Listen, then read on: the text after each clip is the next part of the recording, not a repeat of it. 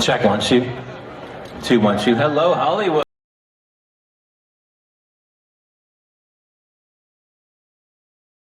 To all those viewing around the world and those of you here, the Hollywood Chamber has been, for over 60 years, the Hollywood Chamber has been inviting luminaries in the entertainment world to this iconic boulevard to place their legendary star in this galaxy of stars on this great Walk of Fame. Today is no different. We have one of the most amazing installations we could ever imagine today. We have an amazing crowd. There's no crowd like a rockin' crowd. Because today we're here to give a star on the Hollywood Walk of Fame to Def Leppard!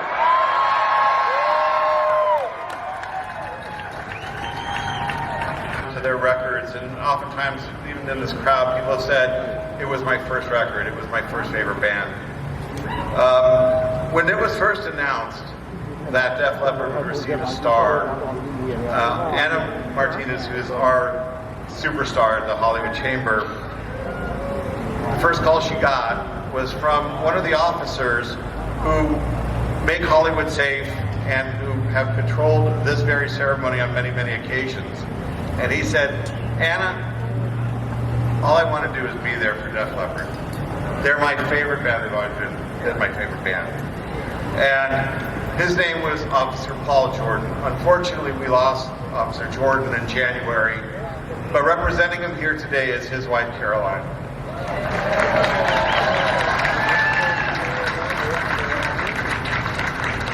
So thank you to all the officers who put their lives on the line for us every day, and thank you to Def Leppard for entertaining them. And now, to take you through the ceremony, I'd like to welcome up to the mic Bob Buchmann, Sirius XM personality and director of music programming.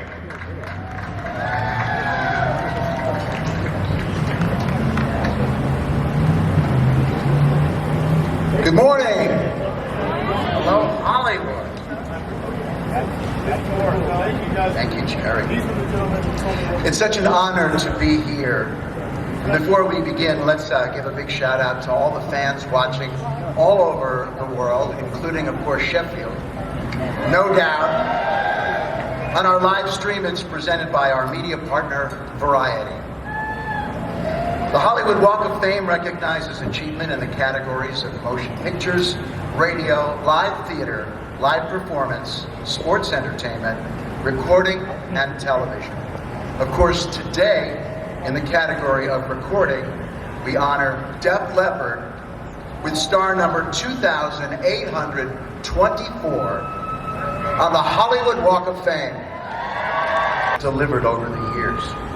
Attendance numbers that sell out stadiums across the globe. Chart numbers that have lifted them to the very top of Billboard. Album sales numbers that make them among the world's best-selling artists. Ladies and gentlemen, we are here to honor Rock and Roll Hall of Fame inductees, class of 2019, Def Leppard. Yeah.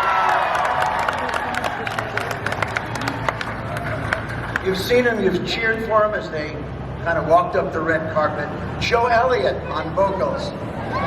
Bill Collen on guitar. Rick Savage on bass.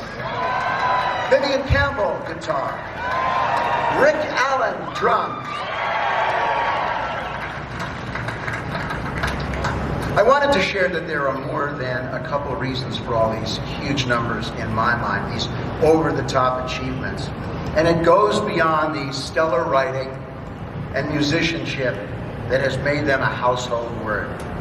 First, they've got a second-to-none work ethic. Instead of resting on their laurels, they are always trying to create, trying to push forward. And every bit as important, these 5 guys are fans. They're devout fans of other artists that they pay tribute to, or get inspired by, or play alongside, or simply buy a ticket and sit in the audience and watch. They're also fans of their fans. Do we agree? Whose comments they pay attention to, whose applause they so appreciate. Then they're also fans of radio. That makes me at SiriusXM feel really great. They value our ability to put the music in people's ears and are happy to do special things with us for our listeners and their fans. Like, for example, just 2-3 years ago, this stadium-sized band is playing for 300, 400 people at the Whiskey for our listeners just down the block. Have y'all been to the Whiskey? Yeah. I knew that. Here's how I feel. This band offers the perfect mix, and I'm not talking about the one that comes out of the soundboard. The perfect mix of love for fans, love for other artists, love for radio, and love for one another. In the times when the going got hard, this band knew the definition of brotherhood. But that's the past, and Def Leppard is all about the future. Next year, they return to Vegas for their 3rd residency at the Coliseum at Caesar's Palace. Yeah. As part of the selection process for a star, the nominees must do philanthropic work, and as you know, Def Leppard is involved with the Make-A-Wish Foundation, Music Cares, Shriners Children's Hospital, and Teenage Cancer Trust. Our first speaker today at the podium will be the president and CEO of Universal Music Enterprises. That's UME, where he serves as head of global catalog for Universal Music Group, UMG. He founded UME in 1998, defining UMG's approach to the catalog business and setting a standard that has now been adopted in a model that's used by just about everybody. Please welcome to the stage Bruce Resnikoff. Bruce. Yeah.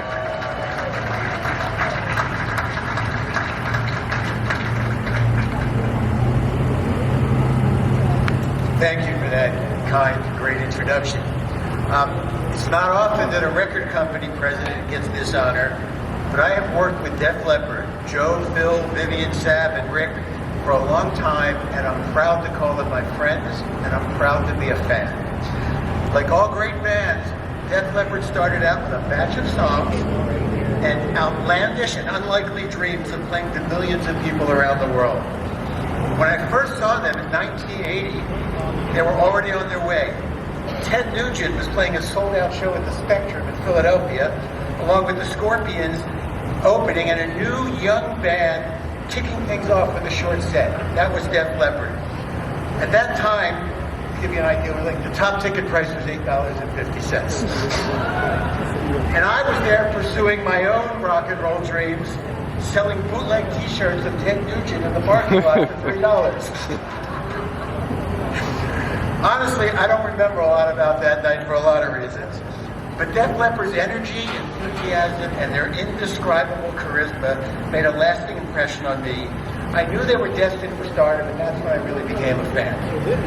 A lot of things have changed since 1980. The Spectrum is now a parking lot.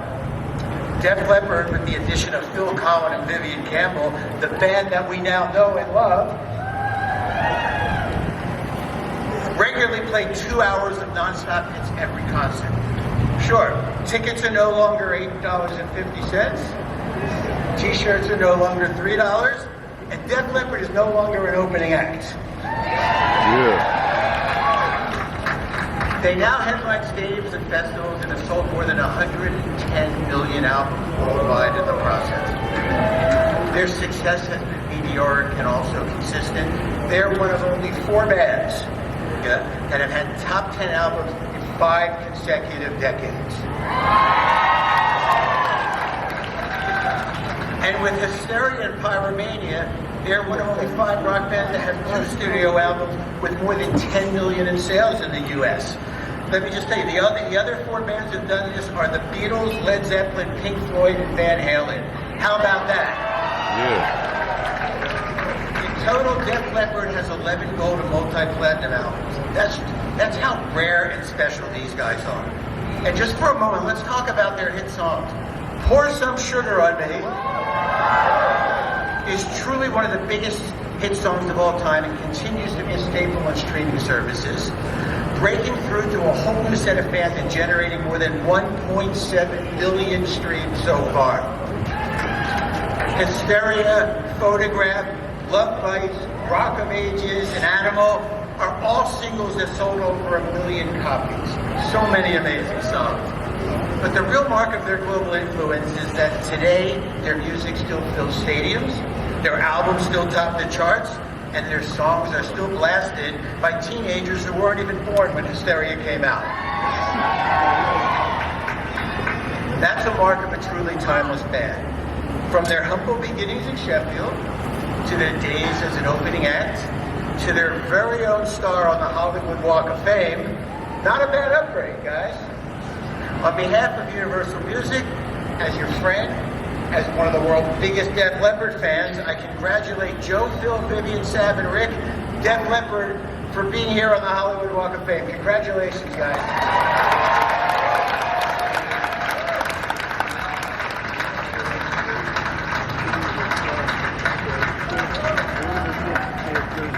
Thank you, Bruce. Our next speaker is a Rock and Roll Hall of Famer, Songwriters Hall of Fame member, Lifetime member that I actually saw in his new book, the card that makes him a Lifetime member. Of course, singer, songwriter, guitarist, actor, author, philanthropist, ringleader of the band Bon Jovi, Jon Bon Jovi.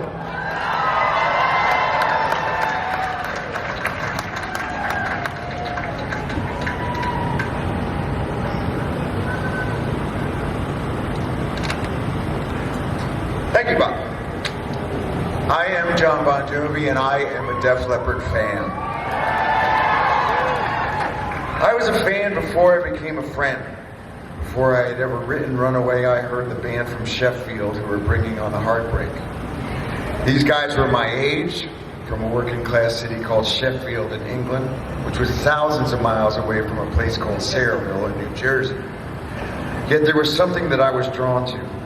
The melody, the guitars, the young guys with the audacity to put it out there in front of major recording acts and not flinch. We first met in 1986 on a festival show in Germany, and I quickly realized that these guys were going to be my friends. They had just come off the huge success of Pyromania with monster songs that defined what rock radio would sound like, and Bon Jovi was just releasing our 3rd album, Slippery When Wet. We hit it off immediately. Hanging out with Joe and the guys felt like hanging with my own band, but with a different accent. We stayed in touch, and as they went on to record Hysteria and we recorded New Jersey, it was the MTV era, what we refer to as the gold rush. Now, there have been many a long night in various cities after each other's shows, and many celebrations, fun times and laughs, and even the heartbreaks and loss. There's just some things that you're able to share with a brother from across the ocean that you just both understand. The music of Def Leppard was born and raised in our generation, but has continued to reach new audiences who have made it their own for 4 decades and counting. Their work ethic, their resilience, their ability to tour year after year, their influence on some of music's biggest names, including the reigning queen Taylor Swift, is legendary. Their legacy is in fact etched in stone. From their induction to the Rock and Roll Hall of Fame to this spot on the Hollywood Walk of Fame, the name Def Leppard will always be. So to my friends, Joe, Sav, Phil, Vivian and Rick, I want you to know that I am grateful that I was the one that you asked to celebrate this honor by inducting you on this day. May our friendship grow, but never grow old. I hope you guys love this day and live forever on this, the Hollywood Walk of Fame. Records building known the world over. We're at the steps away from the intersection of Hollywood and Vine, one of the most famous intersections in the world. What are we going to do to this sidewalk in a few moments? With star number 2,824, we're going to pour a little sugar on this street.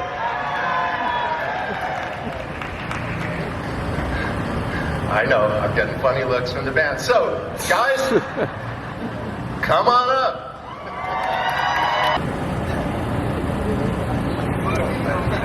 Where do you want to go?